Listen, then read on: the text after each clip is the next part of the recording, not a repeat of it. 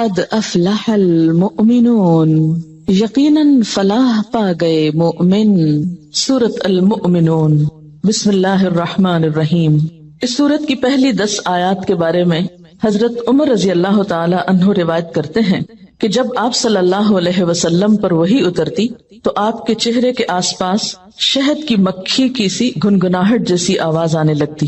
ایک دن آپ پر وحی نازل ہوئی تو تھوڑی ہی دیر بعد آپ نے قبلے کی طرف منہ کر کے اور دونوں ہاتھ اٹھا کر دعا کی، اللہم زدنا ولا تنقصنا واکرمنا ولا تہنا واعطنا ولا تحرمنا وآثرنا ولا تؤثر علینا وارض عنا وارضنا۔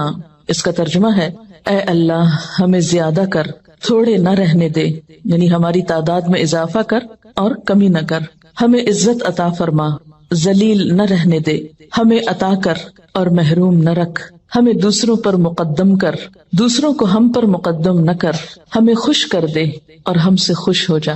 اس دعا کے بعد آپ نے فرمایا، مجھ پر 10 آیات نازل ہوئی ہیں، جو ان پر عمل کرے گا جنت میں داخل ہوگا۔ اور پھر آپ صلی اللہ علیہ وسلم نے قد افلح المؤمنون سے لے کر 10 آیات پڑھی۔ اسے ترمذی نے روایت کیا ہے۔ اسی طرح نسائی نے کتاب التفسیر میں یزید بن بابنوس سے نقل کیا ہے کہ انہوں نے حضرت عائشہ رضی اللہ تعالی عنہا سے سوال کیا کہ رسول اللہ صلی اللہ علیہ وسلم کا اخلاق کیسا اور کیا تھا؟ انہوں نے فرمایا، آپ کا خلق یعنی طبعی عادت وہ تھی جو قرآن میں ہے، اور اس کے بعد یہ 10 آیتیں تلاوت کر کے فرمایا، بس یہی خلق اور عادت تھی رسول اللہ کی صلی اللہ علیہ وسلم۔ یہ حدیث کافی مشہور ہے، کان خلقہ القرآن، کہ آپ کا اخلاق قرآن تھا، لیکن اس کے بعد یہ 10 آیتیں تلاوت کر کے فرمایا، بس یہی خلق اور عادت تھی رسول اللہ صلی اللہ علیہ وسلم کی۔ تو گویا حضرت عائشہ رضی اللہ تعالی عنہا نے پورے قرآن پاک میں سے خصوصاً ان 10 آیات کی تلاوت کر کے آپ کا اخلاق ان کے مطابق بتایا۔ انہی آیات کی روشنی میں مجھے اور آپ کو بھی اپنے اخلاق کا جائزہ لینا ہے، اپنے آپ کو پرکھنا ہے کہ کیا ہمارے اندر یہ صفات اور یہ عادات پائی جاتی ہیں۔ کیوں؟ اس لیے کہ قد افلح المؤمنون الذین هم فی صلاتهم خاشعون، یقیناً فلاح پا گئے وہ مومن، اور پھر آگے ان صفات کا ذکر ہے کہ جن کے اندر یہ صفات ہیں وہ فلاح پا گئے۔ اس سے یہ پتہ چلتا ہے کہ اگر یہ صفات نہیں ہیں، یہ باتیں جو آئندہ بتائی جانے والی ہیں، اگر یہ ہمارے اخلاق اور کردار کا حصہ نہیں ہے اور ہم ان صفات سے محروم ہیں تو ہم رسک پر ہیں، کہیں ایسا نہ ہو کہ اس کامیابی سے محروم ہو۔ اگر ہم حقیقی معنوں میں کامیاب ہونا چاہتے ہیں تو پھر کوشش کر کے ان صفات کو اپنے اندر پیدا کرنا ہوگا۔ تو آئیے دیکھتے ہیں کہ اللہ تعالیٰ کیا فرما رہے ہیں۔ قد افلح المؤمنون، یقیناً فلاح پا گئے مومن۔ فلاح پانے کے لیے سب سے پہلی صفت ایمان۔ ایمان کے بغیر اگرچہ یہ صفات ساری یا کوئی ایک آدھ میں سے کسی شخص کے اندر ہو بھی تو اس کو اس سے فائدہ نہ ہوگا۔ یہ صفات بھی اس وقت فائدہ دیں گی جب ایمان ہوگا۔ یہاں کامیابی کے لیے لفظ فلاح استعمال ہوا ہے، کامیاب ہو گئے مومن، فلاح پائی مومنوں نے۔ تو فلاح کا لفظ فے لام ہے سے ہے، جس کے 3 معنی ہوتے ہیں، نمبر 1 پھاڑنا، نمبر 2 کامیابی، اور نمبر 3 بقا، باقی رہنا۔ فلاح کے معنوں میں جو چیرنا، پھاڑنا، کاٹنا ہے، اسی سے لفظ فلاح بھی نکلا ہے۔ کاشتکار کے لیے لفظ استعمال ہوتا ہے جو زمین کو پھاڑتا ہے، چیرتا ہے، کھیتی کاٹتا ہے اور کامیاب ہوتا ہے۔ پھر اسی طرح دوسرا معنی فلاح کا کامیابی ہے، تو اس کے معنی میں یہ بات آتی ہے جیسے کہ قاموس میں آتا ہے، فلاح کا معنی ہے ہر مراد حاصل ہو اور ہر تکلیف دور ہو۔ یعنی کامیابی کیسی، یا کامیابی کا مفہوم کیا ہے اس میں؟ ہر مراد حاصل ہو، یعنی جو دل چاہے وہ مل جائے، اور ہر تکلیف دور ہو، یعنی جو ناپسندیدہ چیزیں ہیں وہ انسان سے ہٹ جائیں۔ اس قسم کی کامیابی کے لیے یہ لفظ فلاح استعمال ہوتا ہے۔ اور تیسری چیز بقا کے ہے، یعنی اس میں لفظ باقی رہنے کا معنی بھی ہے کہ کامیابی ایسی نہیں جو وقتی ہو۔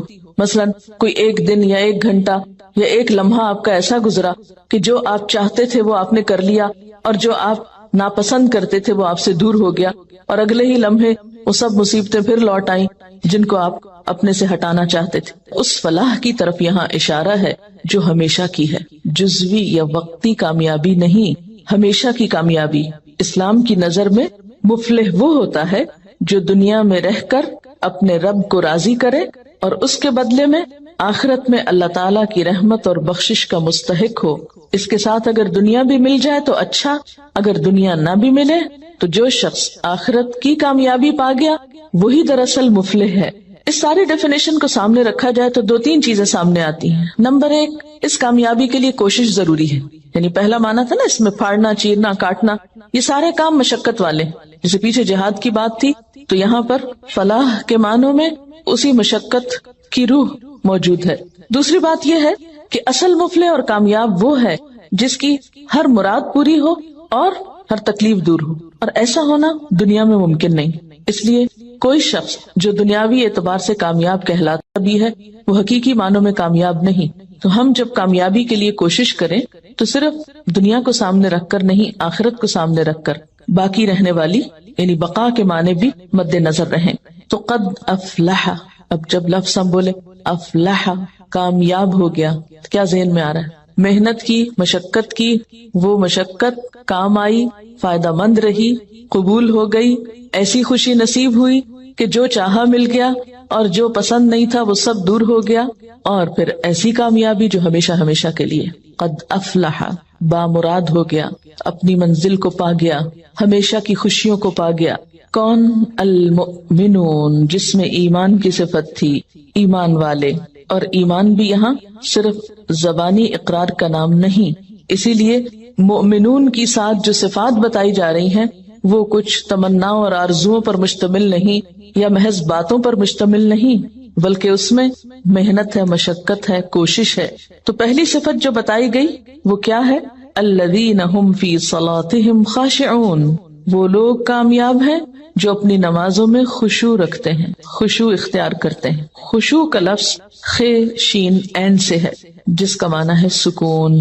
ایسی نماز جس میں سکون ہو، دل کے اندر بھی اور ظاہری حرکات میں بھی، یعنی دل میں اللہ کا خوف ہو، اللہ ہی کی محبت ہو، اللہ کی طرف دھیان ہو، اور دل کے اندر یہ احساسات اتنے گہرے ہوں کہ انسان کے ظاہری رویے میں بھی نظر آ رہے ہوں، اس کے اعضاء پر بھی ان کا اثر ہو۔ پھر خشوع کا معنی کسی کے آگے جھک جانا، دب جانا، عاجزی اور انکساری کا اظہار کرنا بھی کیا گیا ہے۔ تو گویا خشوع کا لفظ آتے ہی دل میں پہلا خیال کیا آنا چاہیے؟ سکون، ٹھہراؤ، ریلیکس، عاجزی، جھکاؤ۔ اسی لیے ہم دیکھتے ہیں کہ حضرت مجاہد کہتے ہیں کہ نظر اور آواز کو پست رکھنے کا نام خشوع ہے۔ حضرت علی رضی اللہ تعالیٰ عنہ فرماتے ہیں کہ دائیں بائیں التفات یعنی گوشہ چشم سے دیکھنے سے بچنا خشوع ہے، یعنی نماز میں کھڑے ہو کر دائیں بائیں نہیں دیکھنا، ادھر ادھر نہیں دیکھنا، اور آنکھوں کے کناروں سے بھی نہیں دیکھنا۔ جو اس سے بچ جائے گویا وہ خشوع کی حالت میں ہے۔ حضرت عطا فرماتے ہیں کہ بدن کے کسی حصے سے نہ کھیلنا خشوع ہے، یعنی نماز میں بے وجہ کھجانا یا کپڑے ٹھیک کرنا، ہلنا جلنا، آگے پیچھے ہونا، کبھی ٹانگ اٹھانا، کبھی انگلیاں مروڑنا، کبھی کچھ کرنا، کبھی ایک ٹانگ پہ بوجھ ڈال کے کھڑے ہو جانا، یہ سب چیزیں خشوع کے خلاف ہیں۔ حضرت ابو ذر رضی اللہ تعالی عنہ سے روایت ہے کہ رسول اللہ صلی اللہ علیہ وسلم نے فرمایا، اللہ تعالیٰ نماز کے وقت اپنے بندے کی طرف برابر متوجہ رہتا ہے جب تک وہ دوسری طرف التفات نہ کرے، یعنی بندہ جب رب کی طرف متوجہ رہتا ہے تو رب بھی بندے کی طرف متوجہ رہتا ہے۔ جب وہ دوسری طرف التفات کرتا ہے یعنی گوشہ چشم سے دیکھتا ہے تو اللہ تعالیٰ اس سے رخ پھیر لیتے ہیں، یعنی آپ کا دھیان اگر اللہ کی طرف رہا تو اللہ کی توجہ بھی آپ کی طرف، جو ہی آپ نے ادھر ادھر منہ کیا توجہ کی، اللہ نے بھی اپنا رخ پھیر لیا۔ نبی کریم صلی اللہ علیہ وسلم نے حضرت انس کو حکم دیا کہ اپنی نگاہ اس جگہ رکھو جس جگہ سجدہ کرتے ہو، اور یہ کہ نماز میں دائیں بائیں التفات نہ کرو، یعنی نماز کو خشوع کیا ہے؟ نگاہیں سجدے کی جگہ ہوں۔ اگر آپ اس عمل میں کامیاب ہو جائیں تو یقین مانے آپ کی نماز میں خشوع آ جائے گا۔ بہت سے لوگ یہ سمجھتے ہیں کہ شاید آنکھیں بند کر کے نماز پڑھنے سے زیادہ خشوع آتا ہے، جو کہ غلط فہمی ہے۔ ایسا کرنا پسندیدہ بھی نہیں، لگتا بہت آسان ہے کہ کچھ چیز نظر نہ آئے تو ہمارا دھیان زیادہ اللہ کی طرف ہو جائے گا۔ جو لوگ آنکھیں بند کر کے پڑھتے ہیں وہ آنکھیں کھول کر سجدے کی جگہ دیکھنا شروع کریں۔ اس میں یہ ہوتا ہے نا کہ جب ہم بچپن سے ایک طریقے پہ نماز پڑھ رہے ہیں، کبھی کسی نے ہمیں ٹوکا نہیں، کیونکہ ہم سب سے زیادہ مائنڈ اس وقت کرتے ہیں جب کوئی ہماری نماز کی اصلاح کرنا چاہے۔ عام طور پر اگر آپ لوگوں کو کسی بھی چیز سے روکیں تو وہ اتنا نہیں برا مناتے، لیکن اگر نماز کے بارے میں تھوڑی سی بات بھی کر دے تو ہائپر سینسیٹیو ہوتے ہیں، غصہ کرتے ہیں کیوں کہا. مثلا کسی نے اگر دوپٹہ باریک لیا نماز میں تو اسے روکا جائے کہ نہیں یہ ٹھیک نہیں، یا اگر ٹخنے ننگے ہو رہے ہیں اور بتایا گیا، یا یہ کہ نماز کا طریقہ درست نہیں، اگر اس میں کسی نے تھوڑی سی بھی مداخلت کر دی تو ناقابل برداشت. تم ہوتے کون ہو مجھے کچھ کہنے والے؟ اس لیے عموماً لوگ اپنی عزت بچانے کو دوسروں کو چھوڑ دیتے ہیں. ٹھیک ہے جو چاہیں کریں، پھر کیا ہو سکتا ہے جب کسی کو خود پرواہ نہیں، جب کوئی خود اپنی اصلاح نہیں چاہتا تو آپ کیا کر سکتے ہیں کسی کے لیے. اور بعض اوقات انڈائریکٹلی 20 بار سمجھانے کے باوجود بھی لوگ اپنا طرز عمل نہیں بدلتے. تو یاد رکھیے کہ جب تک طریقہ درست نہیں ہوگا خشوع نہیں آئے گا. تو خشوع لانے کے لیے نمبر 1 کہ سنت کے مطابق نماز پڑھنے کی کوشش کریں، اور اس میں سجدے کی جگہ پہ دیکھنا شروع کریں. نماز میں حرکت کم کریں. اگر آپ کسی کو خشوع کے ساتھ نماز پڑھتے دیکھیں تو آپ دیکھیں گے آپ کی نماز میں بھی آئے گا، یا آپ کے پاس اگر کوئی کھڑا ہو تو اس سے بھی آپ کو فائدہ ہوگا. لیکن اگر آپ واقعی چاہتے ہیں، کیونکہ اس تدبیر نے مجھے بہت زیادہ فائدہ دیا ہے، آنکھیں بند نہیں کرنی، آنکھیں کھلی رکھنی ہے، لیکن مسلسل سجدے ہی کی جگہ پہ دیکھنا ہے، ادھر ادھر نہیں دیکھنا، اور کم سے کم حرکت، ہلنا نہیں ہے. یہ 2 کام آپ کر لیں تو اندر بھی ٹھہراؤ آئے گا. اسی لیے خشوع کا معنی سب سے پہلے میں نے آپ کو سکون والا بتایا، سکون. اور جو اس طرح نماز پڑھے اس کی نماز کے بعد بھی اس کو ایک خاص سکون نصیب ہوگا. ہم نماز پڑھ کے بے چین اٹھتے ہیں بعض اوقات، کیا پڑھا، کبھی رونے بھی بیٹھ جاتے ہیں، کوئی فائدہ نہیں. یہ رونے دھونے سے کوئی زیادہ فائدہ نہیں ہے، یہ ایک لیم ایکسکیوز ہوتا ہے. رو کے اپنے آپ کو ہم خوش کر لیتے ہیں کہ ہم رو لیے، بس ندامت کے آنسوں نے سب غلطی دھو دی. ٹھیک ہے اس سے دھل جاتی ہے غلطی، لیکن غلطی کی جب تک اصلاح نہ ہو تو محض رونا فائدہ نہیں دیتا، یا محض ندامت فائدہ نہیں دیتی. تو اس لیے 2 چیزوں پہ خصوصی توجہ کرنی ہے اگر چاہتے ہیں خشوع آئے. تو یہاں پر اللہ تعالیٰ فرماتے ہیں کہ صرف نماز پڑھنا ہی کافی نہیں، بلکہ نماز میں خشوع ضروری ہے. کس کے لیے؟ کامیابی کے لیے. اسی لیے آپ دیکھیے کہ ایسی جگہ پر نماز پڑھنے کو کہا گیا ہے جہاں زیادہ آس پاس موومنٹ نہ ہو. مردوں کے لیے تو بہت ہی اچھا چانس ہوتا ہے کہ مسجد میں چلے جائیں، مسجد میں سبھی نماز پڑھیں، کچھ اور تو وہاں ہو نہیں رہا ہوگا، تو اس میں خشوع پیدا ہونے کا ایک قدرتی ماحول ہوتا ہے. لیکن عورتوں کے لیے کیا پسندیدہ ہے؟ جیسے حدیث میں آتا ہے کہ گھر کے اندر والے حصے میں، یعنی جتنا عام ایکٹیویٹی والے حصے کو چھوڑ کر آپ الگ تھلگ ہو کر نماز پڑھیں اتنا ہی اچھا ہے. تو جب ہم سکون کے فارمولے پہ عمل کریں گے تو لازمی طور پر پھر ہم نماز میں کچھ اور چیزوں کا بھی خیال رکھیں گے جو عموماً دیکھا گیا ہے کہ لوگ ان کا خیال نہیں رکھتے. تو کن چیزوں سے پھر بچنا ہے؟ مثلاً نمبر 1 ہلنا نہیں، نمبر 2 مختلف سمتوں میں جھکنا نہیں. کیسے؟ یعنی یہ نہیں کہ کبھی دائیں ٹانگ پہ کھڑے ہو جائیں، کبھی بائیں ٹانگ پہ کھڑے ہو جائیں، یہ نہیں کرنا. ٹھیک ہے اگر شروع میں آپ کو بہت لمبی نماز کی عادت نہیں تو مختصر پڑھنا شروع کریں، لیکن ہلے بغیر. کپڑوں کو بار بار سمیٹے نہیں، نہ ان کو جھاڑیں. ایسا دوپٹہ یا ایسا لباس نہیں پہنے کہ جو بار بار گرے اور بار بار آپ اس کو سمیٹنے میں مصروف ہوں. پھر اسی طرح جائے نماز کو درست طریقے پہ بچھائیں، یہ نہیں کہ نماز کے بیچ میں ہی آپ اسے ٹھیک کرنا شروع کر دیں. ایسی جائے نماز پہ کھڑے مت ہوں کہ جو ہر دفعہ میں اکٹھی ہو جائے اور ہر دفعہ میں آپ اس کو سیدھا کر رہے ہوں. پہلے جو کھجور کے درختوں کے پتے ہوتے تھے ان کے جو جائے نماز ملتے تھے، اگر آج آپ کو میسر ہو اور اس پر نماز پڑھنے کی کوشش کریں تو آپ دیکھیں گے خشوع میں اضافہ ہوگا. بالکل ایک نیچرل میٹ ہوتا ہے نا، اس کی اپنی ایک خوشبو بھی ہوتی ہے اور وہ اکٹھا نہیں ہوتا، اور اس پر آپ کے ہاتھ پاؤں سب جم جاتے ہیں. یہ جتنی مخملی جائے نمازیں آ گئی ہیں اتنی ہی نماز میں خشوع ختم ہو گیا. کبھی پاؤں پھسل رہے ہوتے ہیں، کبھی ہاتھ پھسل رہے ہوتے ہیں. جس چیز پر آپ نماز پڑھتے ہیں اس کو بھی درست کرنے کی ضرورت ہے، وہ بھی مددگار ہے. اسی لیے آپ صلی اللہ علیہ وسلم نے نماز کے وقت سامنے نقش و نگار اور جائے نمازوں کے اوپر نقش و نگار اور ان چیزوں کو ناپسند کیا ہے، کیونکہ یہ بھی نماز میں خلل انداز ہوتے ہیں. پھر اسی طرح تن کے بھی نہیں کھڑے ہونا چاہیے، یعنی بہت اکڑ کے نہیں کھڑے ہوں، بلکہ نارمل نیچرل ریلیکس طریقے سے کھڑے ہوں. بہت اونچی قرات نہ کریں. مثلاً اگر آپ تہجد میں یا نفل کسی میں ذرا سا زیادہ تلاوت کرنا چاہتے ہیں، بہت چیخ چلا کے نہیں کریں. یا کہیں آپ امامت کرا رہے ہیں تو اس صورت میں بھی قرات میں عاجزی ہونی چاہیے، کیونکہ وہ بھی خشوع میں اضافہ کرے گی. اسی طرح گا گا کر تلاوت کرنا یہ بھی درست نہیں، مصنوعی تکلف سے تلاوت کرنا. پھر اسی طرح نماز میں جمائیاں لینا اور لیتے چلے جانا نہیں، ان کو کنٹرول کریں. اسی طرح جلدی جلدی کرنا، کیونکہ خشوع کیا ہے؟ سکون. اور سکون میں کیا ہے کہ آپ جب قیام کریں تو ہلنا بند کر دیں، رکوع کریں تو اتنی دیر رکوع کریں کہ جسم ہلنا بند کر دے. رکوع سے جب اٹھیں تو کھڑے ہو کر دوبارہ اتنا کھڑے ہوں کم از کم کہ آپ کا جسم ہلنا بند کر دے. پھر جب آپ سجدے میں جائیں ٹک جائیں اور اس وقت سر اٹھائیں جب تسبیحات پوری ہو چکی ہوں اور ہلنا بھی ختم ہو چکا. یہ نہیں کہ آپ ایک کانسٹنٹ موومنٹ میں کھڑے ہوئے تو رکوع میں ہلتے ہلتے پھر کھڑے ہو گئے, پھر سجدے میں ابھی ہلنا بند نہیں تو پھر کھڑے ہو گئے اور پھر واپس پلٹ گئے. یہ ماری ماری نماز جو ہے جلدی کی, اس سے قطعاً خشوع نہیں آتا. خشوع کے لیے آپ کو ٹھہر ٹھہر کر آہستہ نماز پڑھنی ہوگی. اسی طرح اگر کوئی چیز نماز میں اذیت دے رہی ہو تو اس کو ہٹانا ضروری ہے, کیونکہ بعض اوقات جب ہم کہتے ہیں نا سکون اور ٹھہر جانا, تو اس میں ہم ایسا ٹھہرتے ہیں کہ کوئی چیز اگر ہمیں اس میں پریشان کر رہی ہے, چبھ رہی ہے, یا کوئی خارش ہو گئی یا کچھ, تو ہم اس کی طرف بھی توجہ نہیں دیتے, نتیجہ کیا تو کچھ سمجھ نہیں آتا پڑھ کیا رہے. تو یہ ان نیچرل قسم کا سکون بھی طاری نہیں کرنا. اس میں کوشش کریں کہ کم سے کم موومنٹ سے اس سبب کو دور کر دیں.